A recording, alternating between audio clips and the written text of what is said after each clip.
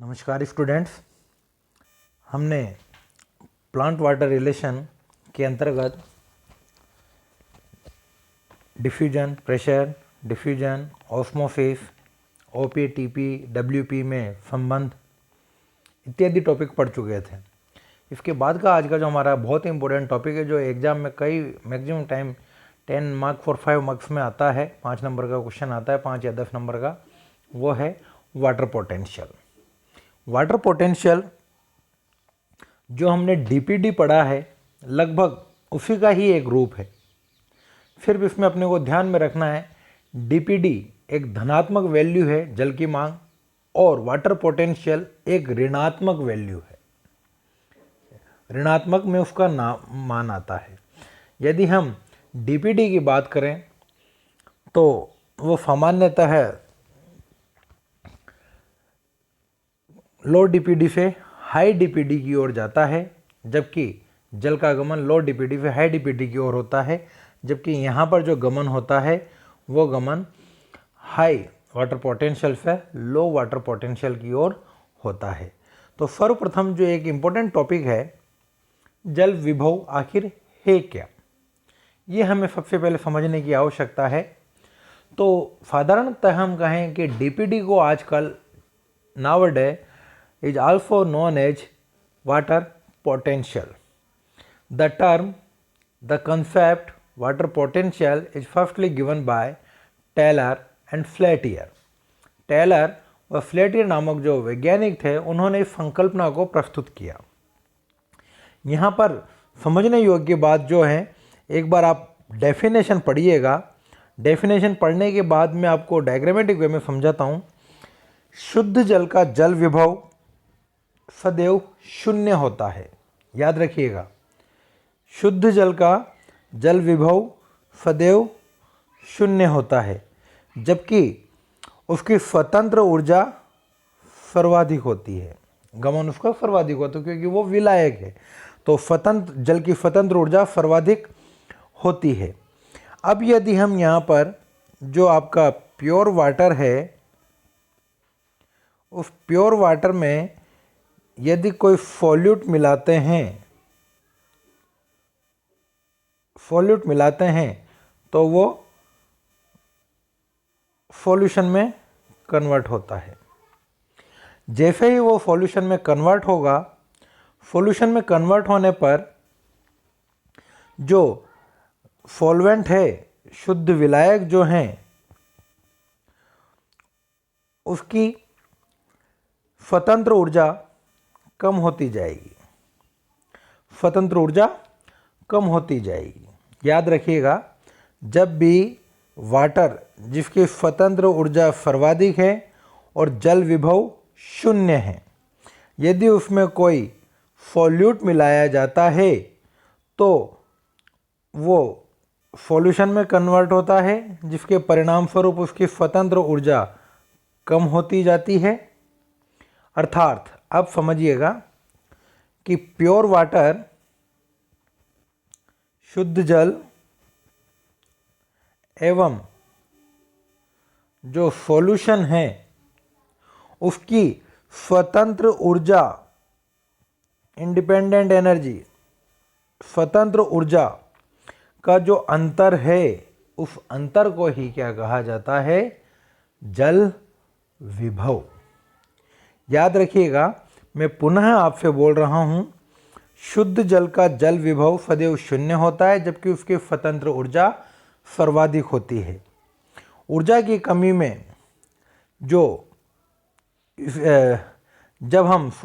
जब शुद्ध जल में कोई सॉल्यूट मिलाते हैं तो उसकी स्वतंत्र ऊर्जा में कमी आती जाती है, और इसके परिणाम स्वरूप शुद्ध जल एवं विलयन की स्वतंत्र ऊर्जा में उत्पन्न कमी या अंतर को ही हम क्या कहते हैं? जल विभव। तो डेफिनेशन देखिएगा, डेफिनेशन फॉर्म में हाईलाइट करके दिखा रहा हूं मैं आपको।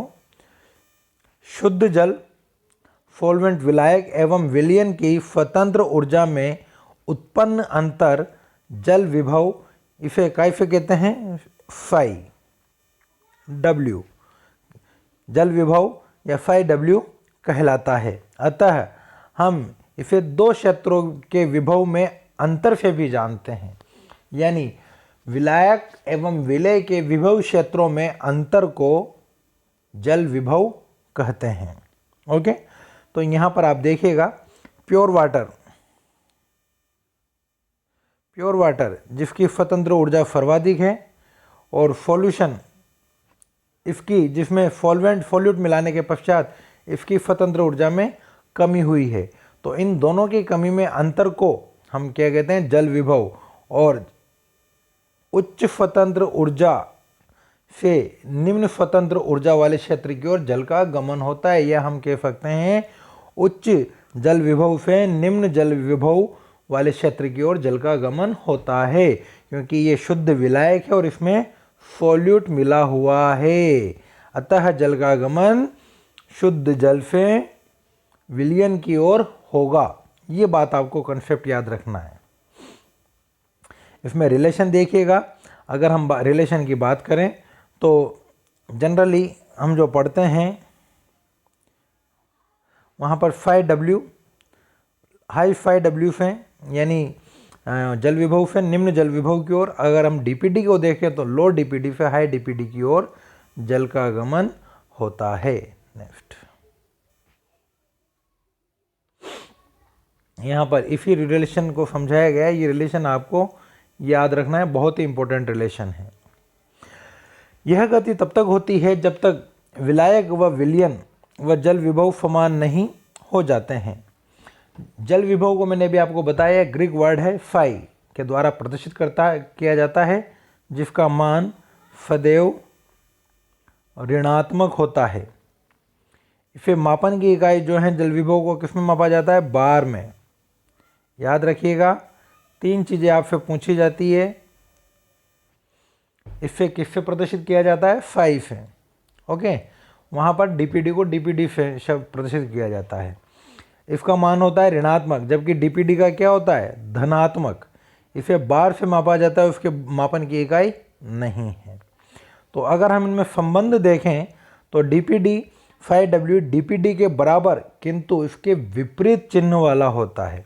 यहाँ पर आप देखिएगा, डीपीडी को हमने कहा था DPD is equal to OP minus TP, DPD is equal to OP minus TP. Okay, तो ये था डीपीडी ओपी माइनस टीपी। जबकि यदि हम जल विभव को देखें तो 5W is equal to 5F यानी सॉल्यूट पोटेंशियल माइनस 5P यानी प्रेशर पोटेंशियल।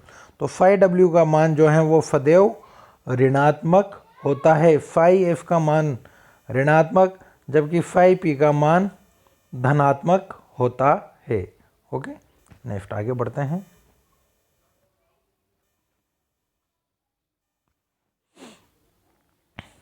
जल विभव के घटक। जल विभव के घटक की यदि हम बात करते हैं तो हम यहाँ पर मोस्टली 3 घटकों में से बना मानते हैं। इसमें से भी आपको जो सबसे ऊपर वाला जो है मैट्रिक पोटेंशियल, ये नेग्लिजिबल है, इसे आजकल वैल्यू नहीं ली जाती है। तो मैट्रिक पोटेंशियल को हम देखते हैं, यहाँ पर 3 प्रकार के घटकों से मिलकर बना हुआ है। पहला है मैट्रिक पोटेंशियल, दूसरा है सॉल्यूट पोटेंशियल यानी 5F, और तीसरा है 5P यानी प्रेशर पोटेंशियल। तो सबसे पहले हम यहाँ पर लेते हैं मैट्रिक पोटेंशियल या 5M। इसकी वैल्यू आजकल मान्य नहीं है, मैं पहले ही बता रहा हूँ आपको। मैट्रिक शब्द कोशिका भित्ति, जीवद्रव्य तथा मृदा कणों के उपयोग में लाया जाता है। ये वे भाग हैं जिन पर जल के अणु अवशोषित होते हैं। पादप कोशिका में इसे मान्य नहीं माना जाता है क्योंकि इसका परावरण में कोई महत्व नहीं होता है। इसका मान धनात्मक होता है। ओके, तो आप देखिए रिलेशन हमने जो अभी देखा था 5W is equal to 5F plus WP, तो यहाँ पर ये रिलेशन आ रहा है। तो यहाँ पर 5M को हम मान्य नहीं मानते हैं आजकल, आज के परिप्रेक्ष्य में जो देखते हैं। इसके बाद हमारा दूसरा पोटेंशियल आता है solute potential. Solute potential, solute potential, solute यानी विलय, और जब विलय किसी विलायक के साथ मिलते हैं तो उसका प्रासरण दाब बढ़ा देते हैं। क्या बढ़ा देते हैं? प्रासरण दाब। उसी के नाम पर इसका नाम पड़ा है परासरणी विभव। सॉल्यूट एफ का मतलब परासरणी विभव। यह सॉल्यूट में उपस्थिति द्वारा जल विभव को कम करने वाली मात्रा है। याद रखिएगा, इसी वजह से इसका मान ऋणात्मक होता है।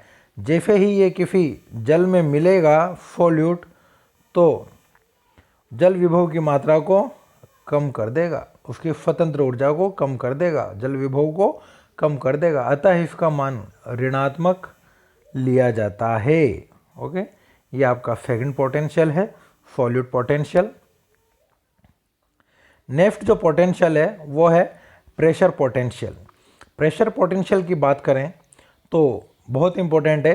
कोशिका भित्ति प्रत्यास्थ होती है, अतः विलय कोशिकीय पदार्थों व भित्ति पर जब कोशिका भित्ति अन्य कोशिकीय पदार्थों पर दबाव डालती है तो यहाँ पर इसका मान कोशिका में अंदर टीपी उपस्थित होता है, जिसका मान धनात्मक होता है।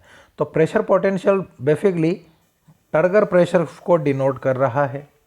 जब सॉल्यूट पोटेंशियल बढ़ता है तो सॉल्यूट की वजह से स्वतंत्र ऊर्जा का मान कम होता है, फिर वो जल विभव कम होता है, किंतु उसके परिणाम स्वरूप कोशिका पर टारगर प्रेशर बढ़ जाता है, अर्थात ये दाब धनात्मक होता है। अतः जल विभव को परासरणी विभव व दाब विभव द्वारा प्रदर्शित किया जाता है। जल विभव की इस धारणा के अनुसार कोशिका की इन तीन अवस्थाओं में परासरणी संबंध निम्न प्रकार से होता है। ये परासरणी संबंध बिल्कुल वैसा ही है जो कि मैंने आपको ओपी, डब्ल्यूपी, टीपी में संबंध बताया था। डीपीडी, ओपी, टीपी और डब्ल्यूपी में संबंध बताया था, उसी अनुसार है। तो मैं बिल्कुल बहुत फ्रिक्वेंटली इसे बोलूँगा, समझिएगा। तो वाटर पोटेंशियल को यदि हम देखें तो यहाँ पर एक ये फुली टर्जिड सेल है। इस फुली टर्जिड सेल में अगर हम देखें तो ओपी और टीपी यानी सॉल्यूट पोटेंशियल और सॉल्यूट प्रेशर का मान लगभग समान होता है। पूर्ण स्फीत कोशिका में जल का प्रवाह नहीं होता। फुली टर्जिड सेल्स की बात कर रहा हूँ। जल का प्रवाह नहीं होता, जो मैंने आपको पहले बताया था, क्योंकि कोशिका बाहर स्थित विलयन से साम्य अवस्था में स्थापित कर लेती है, जिससे φW का मान लगभग शून्य होता है, यानी इसमें जल प्रवेश नहीं करेगा। φF ऋणात्मक और φP का मान धनात्मक होता है, किंतु ये समान होता है। तो यहाँ पर जब इसमें इसका मान पुट किया जाता है तो आप देखेंगे φP = φF + φP। तो यहाँ पर क्योंकि φF का मान माइनस में होता है और इसका प्लस में होता है, तो -10 + 10, जब दोनों कट जाएंगे तो यहाँ पर φW = 0, अर्थात इस कोशिका में जल प्रवेश नहीं करेगा। जल की मांग यहाँ पर क्या है? फुली टर्जिड सेल में शून्य। इसी प्रकार से यदि आपने देखा था डीपीडी में, तो टर्जिड सेल में डीपीडी का मान लगभग शून्य था, वहाँ पर भी जल की कोई मांग नहीं थी। नेक्स्ट लेते हैं फ्लैसिड सेल। यदि फ्लैसिड सेल की बात करें हम, जो थोड़ी सिकुड़ी हुई कोशिका है, तो यहाँ पर सॉल्यूट पोटेंशियल तो बिल्कुल इक्वल रहेगा -10, जबकि यदि टीपी की बात करें तो यहाँ पर टीपी का मान लगभग कम रहेगा। अपेक्षा करो तो उसकी अपेक्षा कम होगा। तो यदि ये वैल्यूज यहाँ पर पुट की जाती हैं तो φF -10, φP +2, तो यहाँ पर φW का मान आ गया -8, अर्थात इसका जल विभव अपेक्षाकृत अधिक रहेगा और कम रहेगा, माइनस में आएगी तो यहाँ पर और कम हो जाएगा। नेक्स्ट यदि हम देखें प्लाज्मोलाइट सेल, तो यहाँ पर इसका प्लाज्मोलाइट सेल में यदि आप देखते हैं तो टीपी नेगेटिव में चला जाता है यहाँ पर, और ओपी जो है यहाँ पर वही -10 है। तो इस कंडीशन में जब हम रिलेशन मेंटेन करते हैं तो φF = -10 बार, φP यहाँ पर -2 नेगेटिव में चला गया है ये, क्योंकि उसके ऊपर बिल्कुल भी प्रेशर नहीं होता है, टेंशन नहीं होती है। तो जब ये वैल्यू ली गई तो φW = -12 बार, अर्थात हम यहाँ पर कहेंगे इस φW की यानी प्लाज्मिड सेल का जल विभव सर्वाधिक होता है, अर्थात फुली टर्जिट फेल में फ्लैसिड फेल की ओर जल का प्रवाह होगा और वहाँ पर सबसे अधिक जल का प्रवाह प्लाज्मोलाइज्ड फेल में होगा।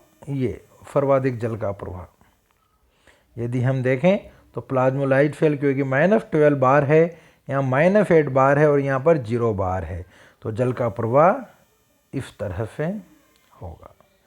सर्वाधिक अगर ये कोशिका सामने है तो इसमें होगा और ये नहीं, अगर ये है तो इसमें होगा। ओके, तो ये वैल्यूज हैं टर्शरी, फ्लैसिड और plasmolysed cell, A cell to B cell में। ओके, अतः जल विभव के दौरान जल का गमन उच्च जल विभव से, उच्च जल विभव क्या है यहाँ पर 0, जबकि ये क्या वैल्यू है माइनस में, तो यहाँ पर उच्च जल विभव से निम्न जल विभव की ओर होता है, उच्च जल विभव से निम्न जल विभव की ओर होता है, क्योंकि वैल्यू माइनस में इस वजह से ज़्यादा होते हुए भी ये कम है।